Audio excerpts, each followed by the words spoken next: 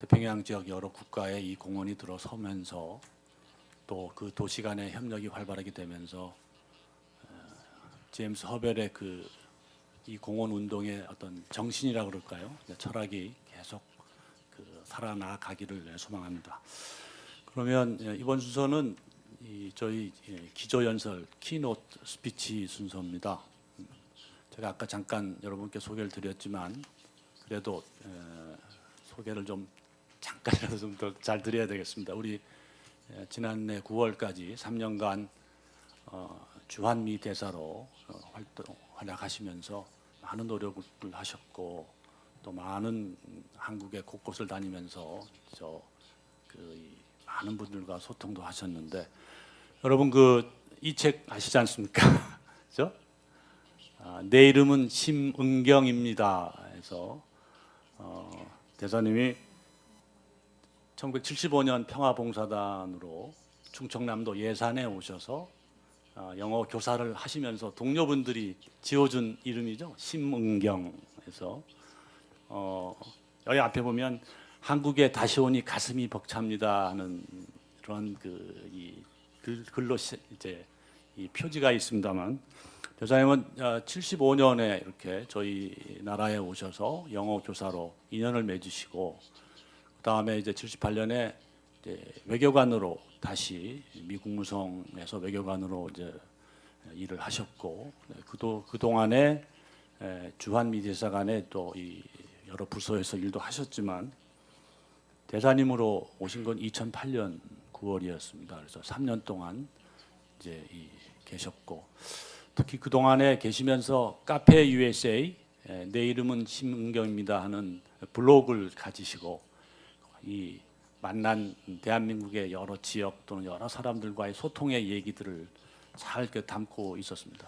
저희가 대사님을 모신 거는 다른 것보다도 저희가 2년 전 이 환태평양 제주 공원이 오픈할 때 오셔서 이 운동이 너무 중요하다. 환태평양 국가 간의 젊은이들의 이 만남, 소통, 그 속에 이 평화를 키워나가는 게 너무 훌륭한 일이라고 격려도 해주셨고 또 칭찬도 아끼지 않았습니다. 그래서 저희가 이제 이게 더욱더 한 단계 업그레이드되는 공원을 갖고 있는 공원이 설립된 도시 간에 서로 협력을 해나가자라고 하는 그런 이 시작이기 때문에 저희가 이제 우리 대사님을 모셨습니다. 대사님 돌아가셔서 미국에 가셔서 그 동안에 미국 무성에 공공 외교 및 관계 차관보도 하셨고 지금은 안식년으로 조지 워싱턴 대학의 연구 교수로 계셔서 저희가 이제 이렇게 모셨습니다. 뭐 조금 장황하게 설명드렸지만 충분한 자격이 있으시다고 생각합니다. 그럼 우리 대사님을 모시겠습니다. 예. 감사합니다.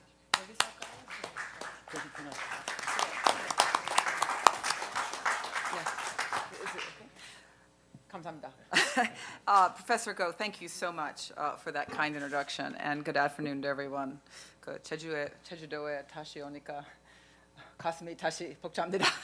It's lovely to be back in Jeju, and it's very special to me to be here with Jim Hubble, with all the representatives from the Pacific Rim Park cities, with my friends from Jeju, whom I've gotten to know over the last several years.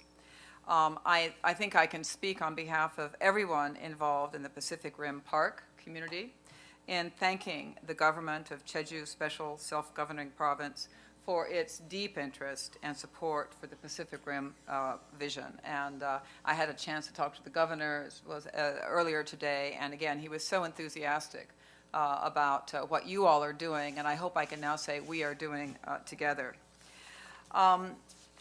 You've heard a lot of speeches today, and I know since it says keynote speaker, I'm supposed to say something, but I want to try to keep this fairly brief so we really can have a discussion with this group of people I started to get to know from the other cities last night. But I wanted to say a few things about why I think what you are doing, what we are doing, is really at the heart of, if I may say, the efforts that have been going on here in Jeju through the Jeju Peace Forum, and indeed, I believe, in U.S. activities here over the last few years. I did first learn about the Pacific Rim Park and your work 2 years ago in 2010 when I was U.S. ambassador here, and I had come down to Jeju-do. I was always happy to find a reason to come to Jeju-do to give a speech at a conference on regional security architecture in Asia and the Pacific. And much like this wonderful conference we're at today, it had a very impressive mix of distinguished statesmen, diplomats, politicians, academics, and so on.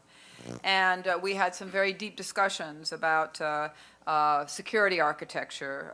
We talked, as we heard this morning, from the former Prime Minister of Korea and from many others, the East Asia Summit, ASEAN, APEC, six-party talks. There really has been a lot of activity around this discussion of building a security and a peace architecture in East Asia for some time. And this was a good discussion we had 2 years ago. But what made that gathering, I thought, for me anyway, and I think for the governor and for many of us who got involved, so special was that we discovered this is just a few miles away from our air-conditioned conference site where we were having these discussions. Jim Hubble and Kyle and a number of others were out there, sometimes in the hot sun, sometimes in some very heavy downpours, you may recall, building an architecture, building a park, and doing it with a group of university students drawn from all around the Pacific Rim. Now, I know this is something that's gone on in other countries too, but I saw it here. I saw the way that these students were sharing meals, sharing work, building relationships, not only with each other, but also with the people of Jeju-do.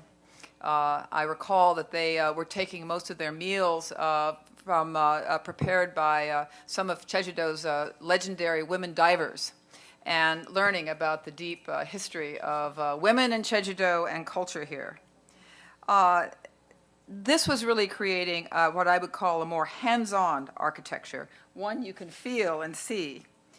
And that's the one we want to talk about today, because I am convinced that it is that kind of architecture that will also play a role in shaping the future regional architecture of this region, of the Pacific, one of security and real and lasting peace. And that's why I'm here today. Now, as we heard this morning, the theme of this year's Jeju Forum for Peace and Prosperity is New Trends and the Future of Asia. I can think of no more fitting way to approach this theme than by doing exactly what we are going to be doing here today, discussing together what you have learned, what we have learned from the experience so far of building parks together. Parks built by young people and some not so young people with their own hands, from different backgrounds and different experiences. Discussing how we use those lessons and the experience we have gained to deepen even further the bonds of communication and understanding, and yes, of peace among people, especially young people, in this diverse and dynamic region in which we all share a role. So, new trends in Asia. What are the new trends? Actually, I wrote down a few, and I noticed some of the speakers this morning had some of the same ones. I won't spend a lot of time on them, but one that that was mentioned this morning and is very evident to me as someone who first came to Asia as a university student 40 years ago, the same year that Nixon went to China. Some of you weren't born then, but but you were. We've been saying it for a long time, but it's actually true now. The center of gravity in the modern world has indeed shifted towards the Pacific. The 21st century is a Pacific century. The U.S. is and will remain a Pacific country. And this is not just an economic fact, although sometimes that's what gets the headlines. And of course, the burgeoning economies of Asia that have lifted so many out of poverty have had a lot to do with this. But we see this century of Asia evident in everything, in culture, in politics, and certainly in my own country, where we are so enriched by our deepening ties with all the countries of the Pacific Rim. I could give you a lot of examples, but I'm not here to give a speech specifically about the United States. But I would just say this. We're very proud of the fact that we have many, many foreign students who come to study in the United States. Of those students, the three largest groups of foreign students are from 3 Asian countries: China, India, and the Republic of Korea. And I might add that on a per capita basis, the Republic of Korea sends more students by a large measure than any other country in the world. These are very deep ties, not only now, but going forward. Another trend, which the Vice Governor highlighted last night, we heard again from the Governor and other speakers today, is, I think this is very important, the recognition that many of the issues of our time, of this century, cannot be addressed by one country alone, however powerful that country might be. Nor can these issues be addressed solely in traditional